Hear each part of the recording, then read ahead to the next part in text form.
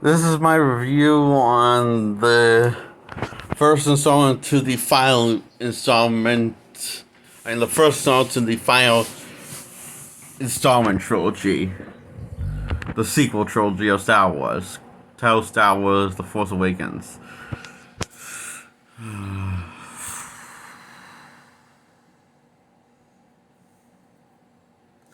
So I don't have good things to say about this. On this is not going to be me praising this movie. It's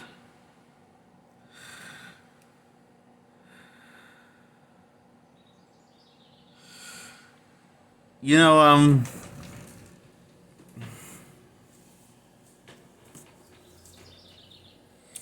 half of this is better than Last Jedi, and half of it is somehow worse than Last Jedi, the one that came after this, where Mark Hamill reprises as well as Luke Skywalker. So honestly, I'm split on this movie.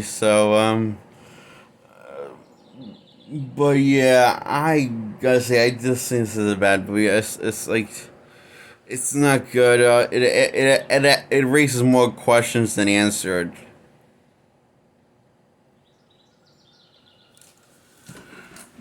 While loving to take a basically love to say how much retro Star Wars stuff is shit.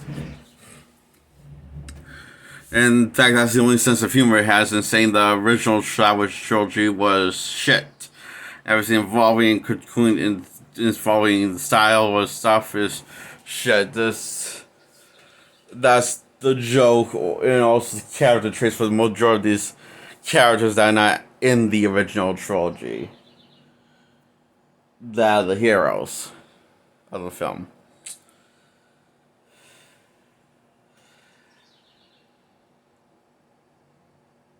It's funny because, in an awkward way, that the people who are the main villains of this movie, who play the main villains, the big villains, or main villain is the opposite and not prejudiced to the original trilogy of Star Wars that started it all. The original trilogy started it all, so, okay, let me get straight. If you're from the Force, I think what they're trying to say is, if you're trained to be the Jedi path lifestyle, you have to hate your elders that came before you. Because everything they did was absolute shit, including their taste in fashion and starships and stuff, I guess. And if you're a Sith Lord or trained to be a Sith Lord, working your way up to a Sith Lord, then you can feel free to respect and not disrespect your elders. I guess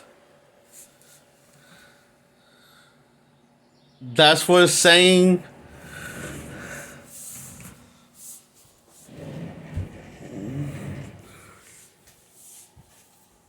That's the mission got away from this film. I took away from this film.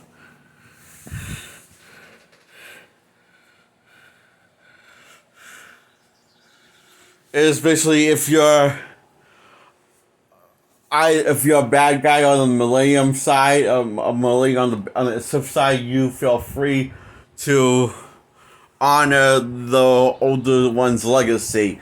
But if you're on the opposite side, you feel free to take a giant shit on their legacy whenever you feel like it. In Star Wars continuity within it.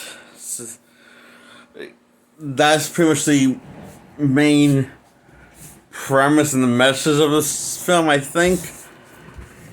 If it's saying something deeper than I don't think it is.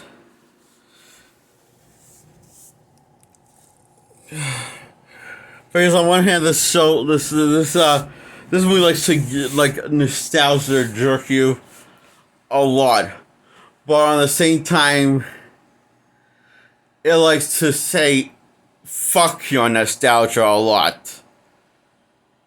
And fuck these characters that you love from the original trilogy. And fuck them. We don't give a fuck about them. Even though we're giving you a giant nostalgia, but we're also insulting you at the same time. Right in front of you.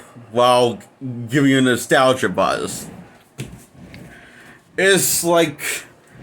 I don't know why they decide to make it like this. Let's tell the story. The story is... this Ray is an orphan and decides not to sell this droid called BB-8, who has carrying a message through Luke Skywalker, and who has a coordination for where Luke Skywalker is, and the New Republic, the New Empire, or New Empire,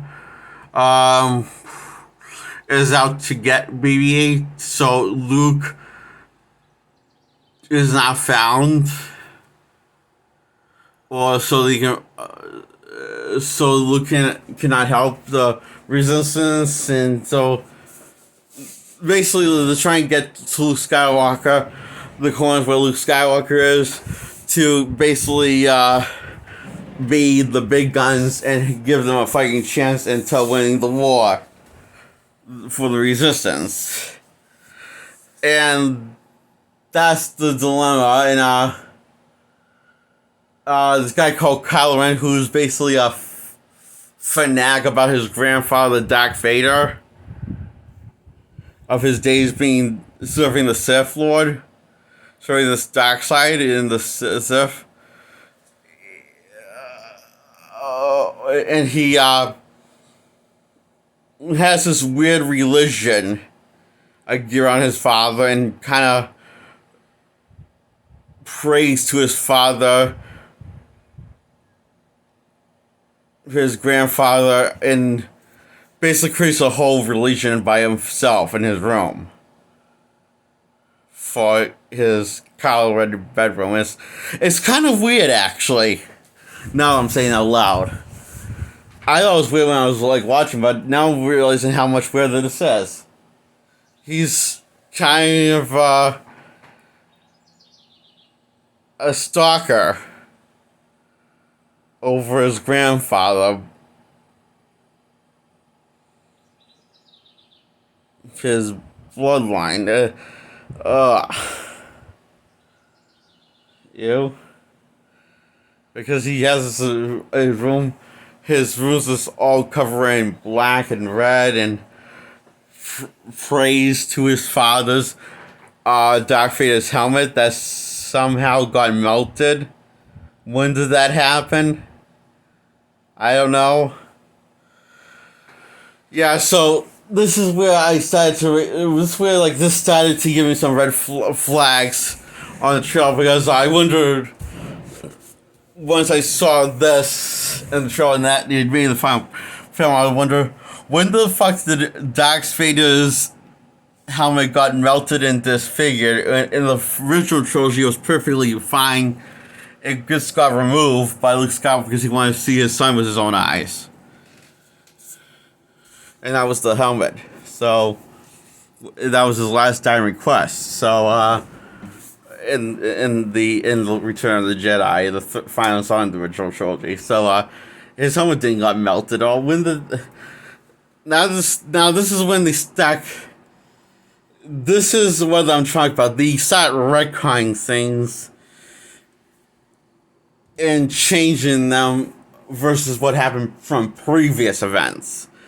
And not just like minor things like that, but also turning and also do that to certain characters, or one character in particular, in this movie, okay? And so Rey is on this deserted planet, and Finn is this clone trooper given this name by this resistance member. And he wants to get, his arc is basically he was just trying to get away from the First Order But then he just like grows up here and decides to join the fight with Ray instead of leaving her, and because she sees that person as a good friend, and for the power of friendship, he grows up here and decides to join the fight with Ray and the rest of the Resistance. In the rebels.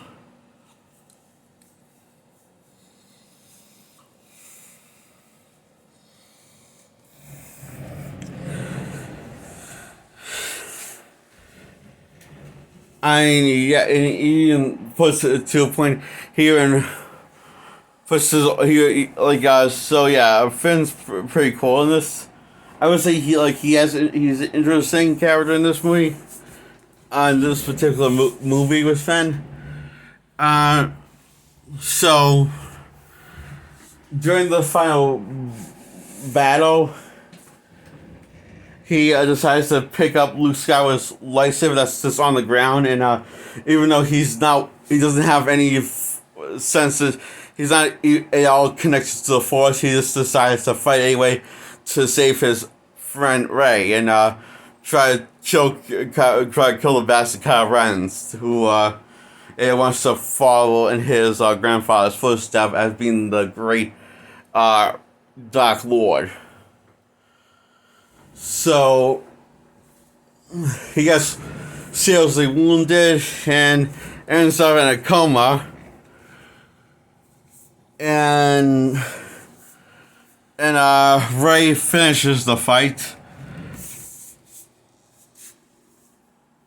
by realizing, I think, she realized she's connected to the Force and is strong with the Force and knows how to use it. And I guess this is her having an epiphany. This confuses me because early on in film, during this interrogation she was filming in Rey, she uses the Force against Rey. I mean, not Rey. Rey is Rey. The girl is Rey, and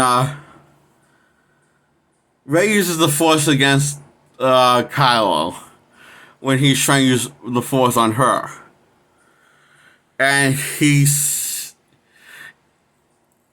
trying to get the information from her, and then she uses it against him, his own Force powers, and turns it against him, and says that it says to him that he'll never be as strong as his grandfather.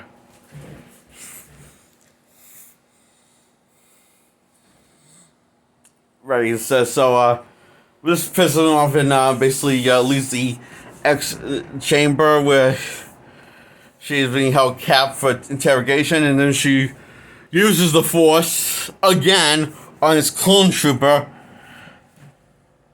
to set herself free, which uses the Force on the clone trooper to unlock the locks on her, that she's unlocked the locks of this little bench she's being locked in.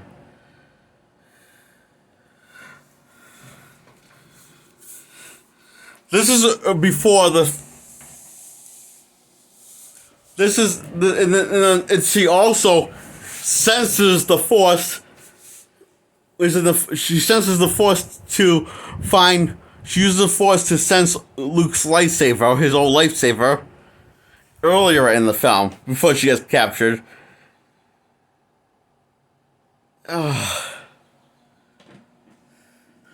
Like she is like this call is like she's like, and she didn't do it on the command that time. But so I'm a little confused, and then so you're telling me that she has the epitome. She basically. So why are they making like a big deal of this in the third act, in the climax, in the final battle with between Kylo and Rey, that she realizes she's strong with the Force, even though she's used it several times, more than once already in the film. The Force. She uses twice too involved intentional. She used it many times in the film, I think. So I guess it's supposed to be a big moment when she just realized she can use that she's one with the Force, and Kyle senses it, and she's supposed to realize it herself. But if that's the case, that's what her act of realizing that she's one with the Force and realizing she's powerful than she is. Wouldn't it make more sense this not to show her using the Force at all in this movie before the final act was the lightsaber battle between Kyle and Rey? Because I guess that's supposed to be a big moment of when she has this epiphany of realizing she's strong with the Force, and am I insane? But that sounds more like more. My suggestion makes more sense than what they wrote with Rey. And she's also somehow for some reason drawn to the dark side also. In this movie, she sees Sith visions of premonitions was involved in the dark side and images with the Force. And then she runs into Luke's lightsaber. And okay.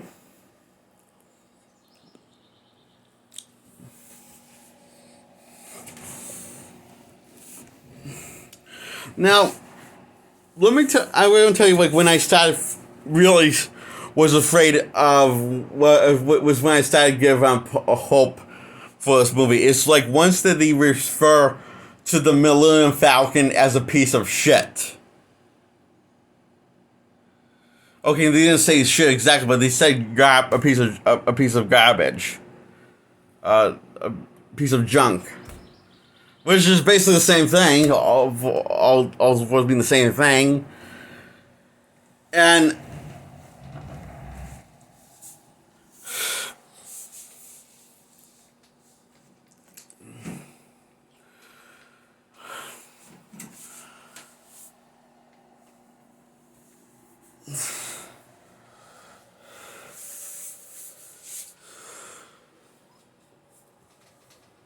when Finn and Rey is running after Finn gets separated from his new friend that gives him the name Finn, they're running after this ship and decide to steal the Millennium Falcon, and instead of stealing this nice ship, that's basically this another ship.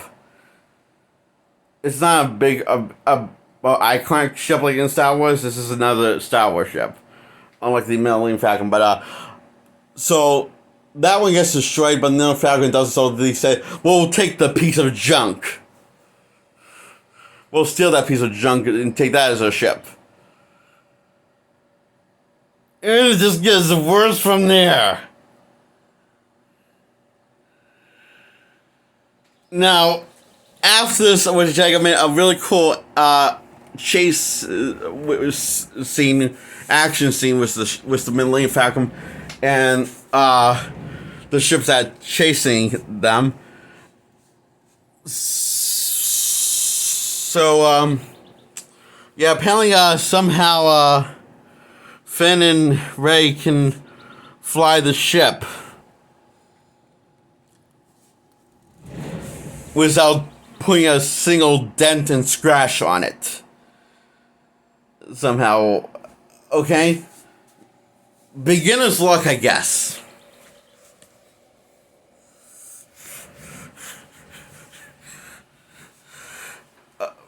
That's a bit of a nitpick I get because it is a cool scene. I will say that's a bit of a nitpick. But here's what not is a nitpick.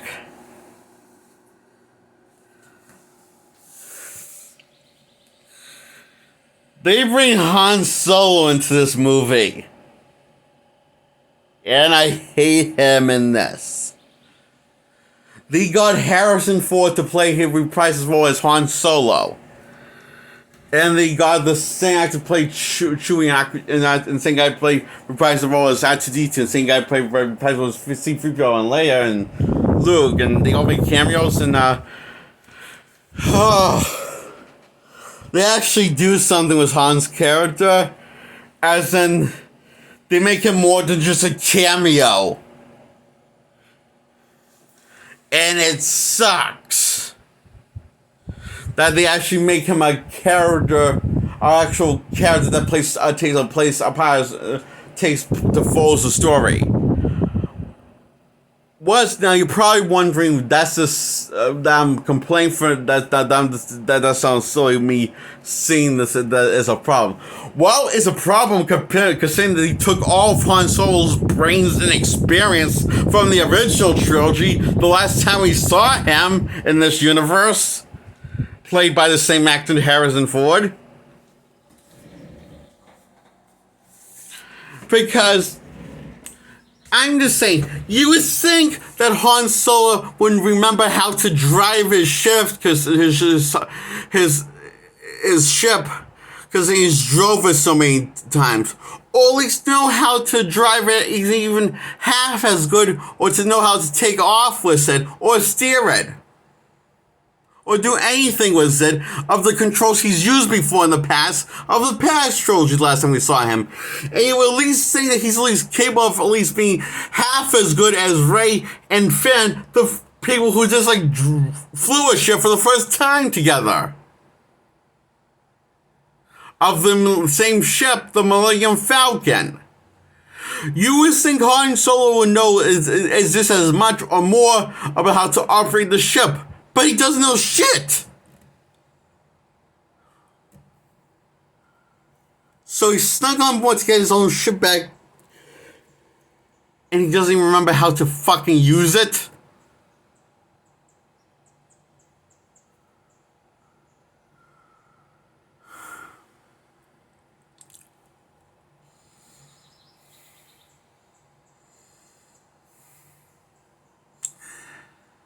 And yeah.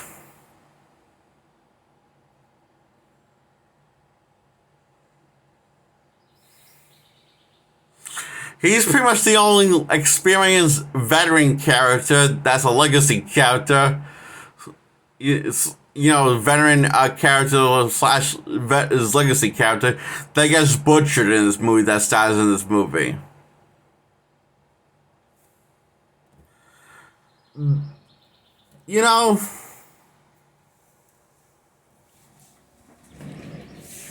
All of the ones that in this film that were in the original trilogy for those characters, they're perfectly fine, even ones that don't have any dialogue, even Luke. That's probably because they're not more than cameos and don't have they don't really follow the plot at all. Except for reacting to Han Solo. Han Solo is not like what you imagine a old experienced Han Solo would act like. He acts like because the development that he had in the previous trilogy is completely wiped from existence somehow.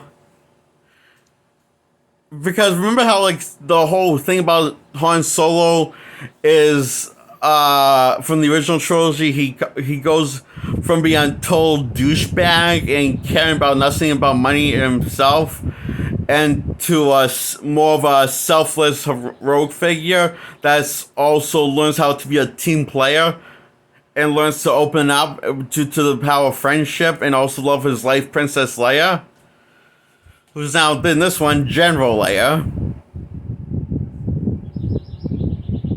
in The Force Awakens. Basically, so all of that, throw in the garbage that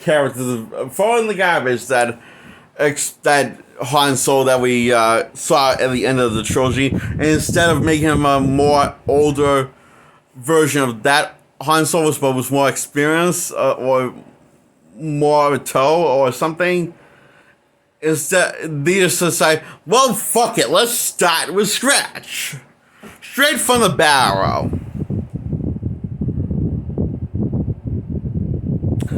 You know, as bad as the prequel trilogy and the alternate trilogy, the original trilogy got, they didn't slam me in as high in the face as this one did. Before The Last Jedi happened. That comes after this, the sequel to this movie. And I'm going to talk about that one. This going gets worse. It gets worse when we get to that one. So anyway, Han Solo gets stabbed through the chest after seeing his son change. He was about to change his ways. He stabs him through the chest with a whole lightsaber. And for some reason, he didn't expect that was going to happen. Not even at all. Consider that as the outcome. So, they escape the ship. And then the final act happens. Final lightsaber between Rey and Kylo. And Rey is victorious. Kylo has his max damage. And it's all broken now. So he can't wear it anymore. So, Finn's now in a coma because of his heroic actions. And Finn goes to this planet that where she reveals Luke's location of Luke Skywalker. And she goes to hand him his old blue